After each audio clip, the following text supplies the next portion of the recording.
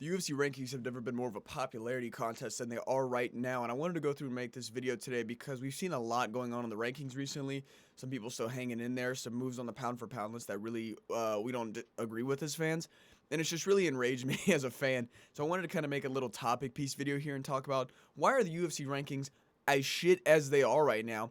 And let's just go ahead and jump into it. We have the pound for pound list right here. Here, let me drag my fat head over here. Whoa. Um, so, number one, Islam Makhachev. Fair enough. Number two, Ilyas Poria. Great name right there. Number three, Hamzat. How did he get in there? This is what we're going to discuss. Hamzat Chimaev is number three in the pound for pound list. I believe he was put there after his win over Dricus Du Plessis back in August of 2025. And you know who's below Hamzat? Alexander Volkanovski. Merab Dvalishvili. Now I understand Merab's not a champion, so maybe that one doesn't hold as much credibility, but I think the Volkanovski one is what I'm really going to harp on here, because in what world is Hamzat Chimaev pound for pound higher than Alexander Volkanovski? I don't know. And you might go, what does that matter? We're going to look at some tapologies here, okay? Hamzat Chimaev, on the come up, tapology ads. On the come up, he had quite a good bit of names on his resume. He had a unanimous decision win over Gilbert that he arguably could have lost. Got the Darce choke over Kelly. Like, these are good names. Just listen to these names. Burns, Holland, Usman, Whitaker, Du Plessis. Great names, right? When we look at when you start to get into pound for pound list, it's probably going to be after the Kamaru win. So we'll look at Kamaru, Whitaker, Du Plessis. Good wins at the time that he got him. But let's look at a guy like Alexander Volkanovski, what he's been up to in his career and why he's cemented in the pound for pound list. And we're going to go before his losses. So, before his losses, we'll start with the Max Holloway fights. Not even that. We'll go back to here. Jose Aldo decisively beats him to win fights Max Holloway to win the belt. Defends it against Max Holloway. Fights up-and-coming contender Brian Ortega, survives from close submission attempts there. Fights the Korean Zombie. Fights Max Holloway again when Max looks even better and he beats him even worse. Loses to Makhachev, comes back and destroys Jair Rodriguez. Loses to Makhachev again, short notice, loses to Ilya, coming back down to division, and then he beats a guy like Diego Lopez after all that, and then just does it again after Lopez proves that he's very good after beating, one of the best guys in the division in Gene Silva.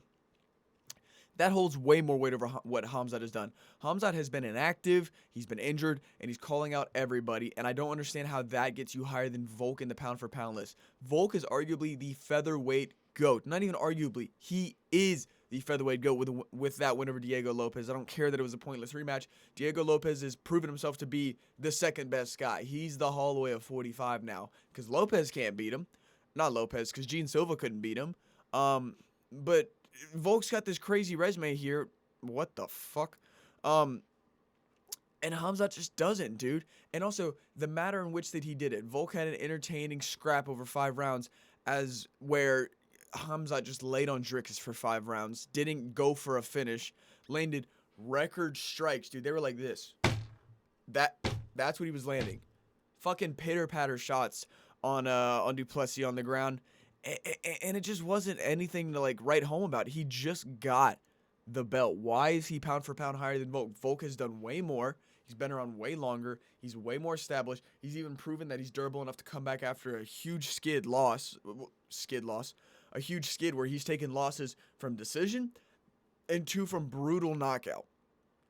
That's legacy defining shit. That's pound for pound shit. Hamzat has just gotten to the ballpark. Why is he already up there with the best? I don't agree with that at all. I don't think anybody does. Hamzat should not be above a guy like Volkanovski. I don't even know if Hamzat should be above a guy like Alex Pereira, because Alex Pereira has done so much. He's won multiple belts. He's defended multiple titles on short notice. He's put up amazing, entertaining KOs. It's just pathetic. Now, I'd argue Peter Yan's higher.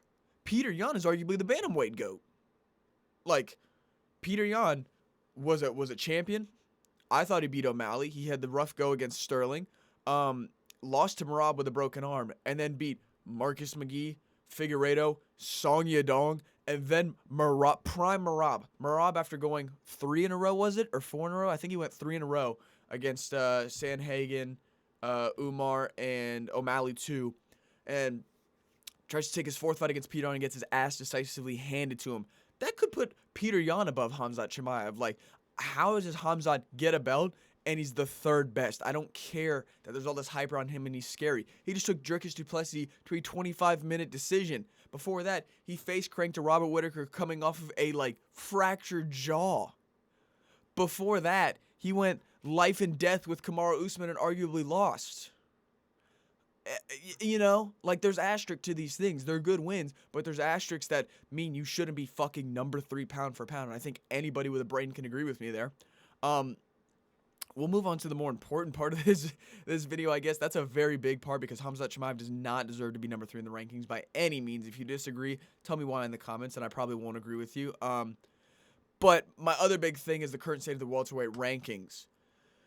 Why is Colby Covington still there? So we'll go on this first one here. So Daniel Rodriguez has actually been in Mexican jail for God knows how long, and he's still, there. And Colby Covington hasn't had a win in over 1,000 days, and he hasn't even had a fight in over a couple hundred since the Buckley fight. Both those gentlemen are still in the rankings for some reason. And this comes after, where was it? Khamzat. This comes after This comes after Shavkat release. Sorry, I'm like stuttering here. Shavkat Rakhmonov, you saw my video. He re-injured. If you haven't seen my video, go watch it. He re-injured his knee, and he's having to take another 9-10 months, probably a year, off of fighting, out of the octagon, and out of the news. And the UFC removed him lickety-split. The time that he would be out is less than the time that Colby has passed since Colby's won a fight.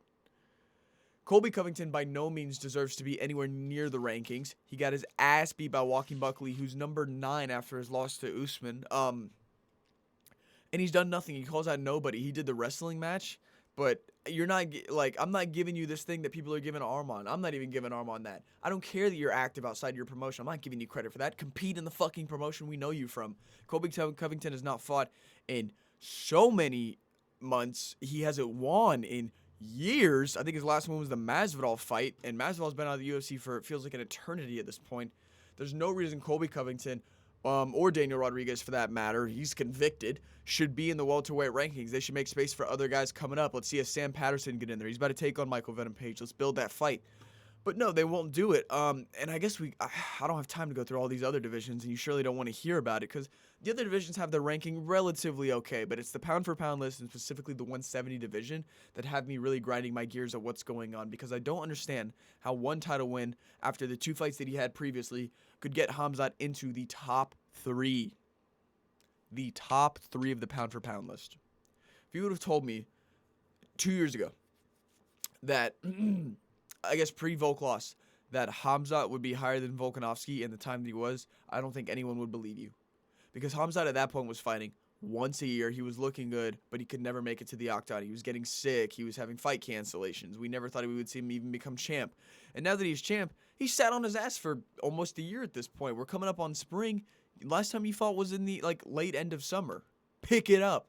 And I'm a little frustrated here. I get it.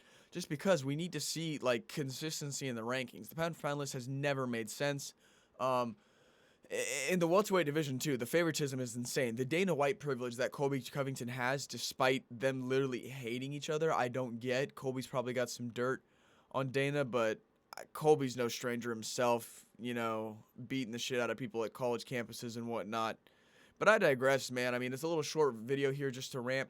The UFC rankings are absolutely terrible, and it really is a popularity contest because the amount of draw that Khamzat has on Twitter, his fan base, that region, they all love him. They say he's dominant and, smash everybody, lay on everybody for 25 minutes. Rah!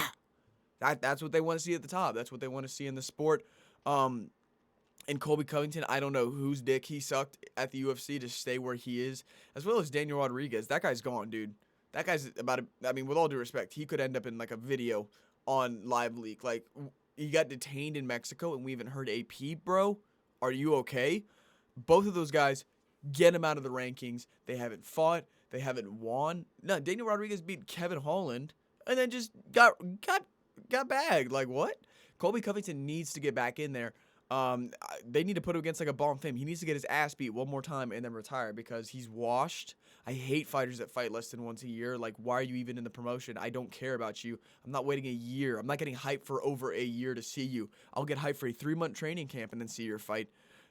Colby Covington's got to fucking go. I think I'm just preaching to the choir here. But yeah, if you can think of any other like examples of really, really, really bad rankings, I know with Patty, when they pushed him up the rankings for no reason after the Bobby Green win, like they kept inching him up to kind of justify that interim title shot.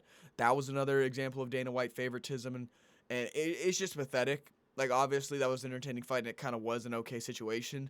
But just how they're willing to manipulate the rankings and kind of leave some guys hanging, and then as soon as other guys aren't able, like Shavkat, they'll just yoink them. It's pathetic from the UFC. And now that we know that Hunter Campbell's running the scene and Dana White doesn't do a damn thing, it's just even more hopeless as to, like, how do we fix this? Because we don't know who to point the blame at, and I don't even know if Hunter will listen to us. I doubt he gives a fuck. But yeah, like, comment, share, subscribe.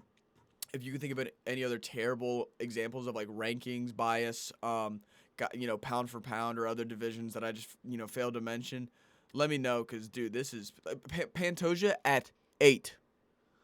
Alexandre Pantoja at number 8. He's right behind DJ in Legacy, and he's number 8. I rest my case, man. Like and subscribe. See ya.